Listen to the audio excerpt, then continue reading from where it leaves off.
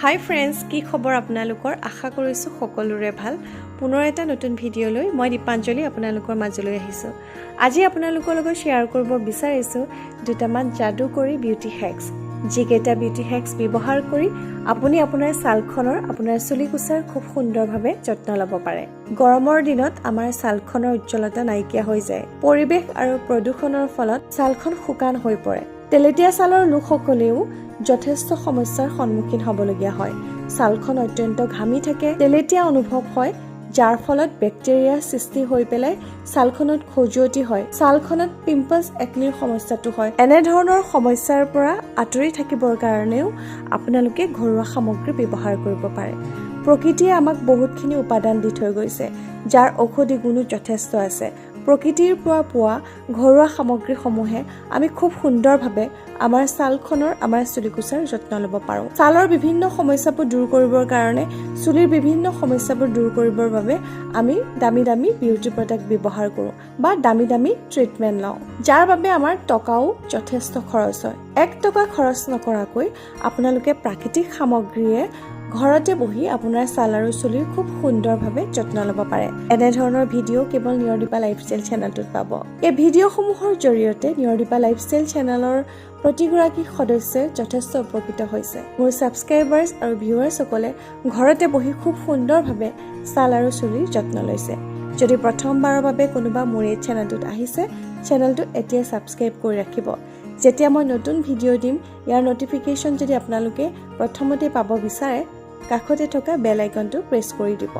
তেনেহ'লে বলক পলম নকৰি আজিৰ এই ভিডিঅ'টো আৰম্ভ কৰোঁ। প্ৰথমতে মই আপোনালোকৰ লগত শ্বেয়াৰ কৰিব বিচাৰিছোঁ চুলিৰ বাবে প্ৰস্তুত কৰা ৰেমেডিটো।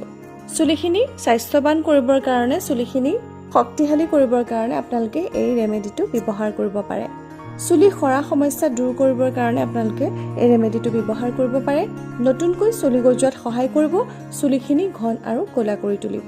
ৰেমেডিটো প্ৰস্তুত কৰিবৰ কাৰণে মই লৈছোঁ এল'ভেৰা জেল। এল'ভেৰা জেলৰ বিষয়ে মই কৈ আছোঁ আপোনালোকক। ঘৰুৱা এল'ভেৰা দুটামান পাত মই কাটি আনিছোঁ। ইয়াৰ যিটো হালধীয়া বীজযুক্ত জেলখিনি আপোনালোকে আঁতৰাই ল'ব। মই প্ৰতিটো ভিডিঅ'তে কওঁ, যিসকলে নতুনকৈ আহিছে আপোনালোকে এবাৰ শুনি ল'ব, যাতে এই বীজযুক্ত জেলখিনিয়ে আমাৰ কোনো অনিষ্ট নকৰে। তাৰ বাবে আপোনালোকে পানীত তিয়াই ৰাখিবও পাৰে আধা ঘণ্টা বা 1 ঘণ্টাৰ কাৰণে, নহ'লে পাতকেইটা আপোনালোকে থিয়কৈ ৰাখি থ'ব। যেতিয়া এই বীজযুক্ত হালধীয়া জেলখিনি আঁতৰি যাব, তাৰপিছতহে আপোনালোকে ব্যৱহাৰ কৰিব। মই এল'ভেৰা জেলখিনি এতিয়া মিক্সি বাতি এটাত মই লৈ লৈছোঁ আৰু এতিয়া খুব ভালদৰে পিচি ল'ম। এই এল'ভেৰা জেলখিনি মই এটা বাতিত ঢালি লৈছোঁ আৰু ইয়াৰ পিছত ইয়াৰ লগত কি ব্যৱহাৰ কৰিছোঁ চাই লওক। এই জেলখিনিৰ লগত মই যিটো যে তেল আপোনালোকক বনাই দেখুৱাইছিলোঁ, সেই তেলটো মই ব্যৱহাৰ কৰিম। ইয়াৰ মই 2 চামুচ তেল ব্যৱহাৰ কৰিছোঁ। এই তেলবিধত আছে মিঠি আছিলে, কালজিৰা আছিলে, নৰসিংহ পাত আছিলে, যথেষ্ট উপযোগী আমাৰ ছালৰ বাবে। যদি আপোনাৰ ওচৰত এই তেলবিধ নাই, তেতিয়াও আপোনালোকে ব্যৱহাৰ কৰিব পাৰে কেষ্টৰ অইল ব্যৱহাৰ কৰিব, অকণমান নাৰিকল তেল মিক্স কৰি পেলাই। আমাৰ এই ৰেমেডিটো প্ৰস্তুত হ'ল। এতিয়া আমি আমাৰ চুলিত ব্যৱহাৰ কৰিম। ইয়াৰ বাবে চুলিখিনি আপোনালোকে ভালদৰে এবাৰ ফনিয়াই ল'ব আৰু ফনিয়াই লোৱাৰ পিছতে এইদৰে ব্যৱহাৰ কৰিব। মই দেখিছেনে ভিডিঅ'ত কিদৰে ব্যৱহাৰ কৰিছোঁ। খুব ভালদৰে আপোনালোকে চুলিৰ ওপৰত, চুলিৰ গুৰিত, চুলিৰ আগত খুব ভালদৰে আপোনালোকে এপ্লাই কৰিব, যাতে আপোনাৰ চুলিখিনি মিহি কোমল কৰাত সহায় কৰে, আপোনাৰ চুলিখিনি যাতে শক্তিশালী হয়। ইয়াৰ বাবে খুব ভালদৰে আপুনি আপোনাৰ চুলিত লগাব। এল'ভেৰা খুব উপযোগী হয় আমাৰ চুলিৰ বাবে। চুলিখিনি নতুনকৈ গজোৱাত সহায় কৰে। 1 ঘণ্টাৰ কাৰণে চুলিত ৰাখি থ'ব আৰু ইয়াৰ পাছতে আপোনালোকে শ্বেম্পু কৰি পেলাই চুলিখিনি ধুব। সপ্তাহত আপোনালোকে এবাৰ ব্যৱহাৰ কৰিব। এতিয়া বলক আমি আমাৰ ছালৰ বাবে উপযোগী ৰেমেডিবিধ কেনেকৈ প্ৰস্তুত কৰিলোঁ চাই লওক। আপুনি এইদৰে আপোনাৰ স্কিনত খুব ভালদৰে এপ্লাই কৰিব। মই ৰেমেডিটো আপোনালোকক এপ্লাই কৰি পেলাই দেখুৱাইছোঁ। এপ্লাই কৰাৰ আগতে আপোনালোকে মুখখন ভালদৰে ধুই ল'ব, যাতে আপোনাৰ মুখত কোনো ধৰণৰ মেকআপ নাথাকে। এপ্লাই কৰাৰ পাছতে মাছাজ দিব। মাছাজ অত্যন্ত জৰুৰী হয় আমাৰ ছালৰ বাবে। ই আপোনাৰ ব্লাড চাৰ্কুলেশ্যন বৃদ্ধি কৰিব আৰু ছালখন উজ্জ্বল কৰাত সহায় কৰে, বগা কৰাত সহায় কৰে। তাৰ ফলত আপোনাৰ ছানটেনৰ সমস্যাটো দূৰ হ'ব। স্কিনত যদি ডেড স্কিনৰ লেয়াৰ আছে, খুব ভালদৰে ৰিমুভ কৰিব, লগতে ব্লেক হেডছ বা হোৱাইট হেডছৰ প্ৰব্লেমটো নাইকিয়া কৰিব। এইদৰে আপোনালোকে 5 মিনিটমানৰ বাবে আপোনাৰ স্কিনত খুব ভালদৰে মাছাজ দিব আৰু মাছাজ দিয়াৰ পাছতে যেতিয়া মুখখন ধুব, দেখিব আপোনাৰ মুখখন যথেষ্ট উজ্জ্বল লাগিব, যথেষ্ট চাফা লাগিব। আপোনালোকে এবাৰ এই ৰেমেডিটো ব্যৱহাৰ কৰি চাব। এতিয়া বলক কেনেকৈ প্ৰস্তুত কৰিলোঁ চাই লওঁ। ইয়াৰ বাবে প্ৰথমতে মই লৈছোঁ পিঠাগুড়ি লৈছোঁ।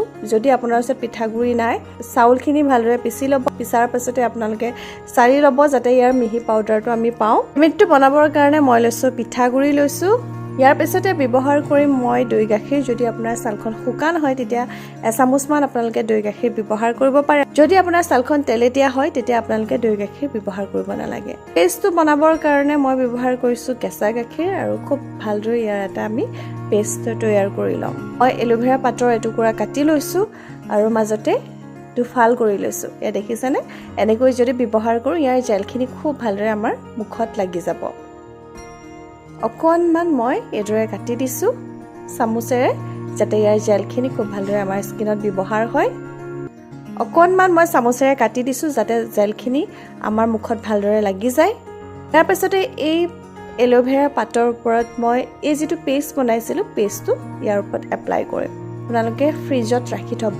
যিহেতু গৰম দিন হয়, ফ্ৰিজত যেতিয়া ৰাখি থ'ব নহয়, ফ্ৰিজত ৰখাৰ পিছত ব্যৱহাৰ কৰিলে আমাৰ ছালখনে যথেষ্ট আৰাম পায় আৰু লগতে ছালখনৰ গ্ল' আপোনাৰ তৎক্ষণাতে পাব।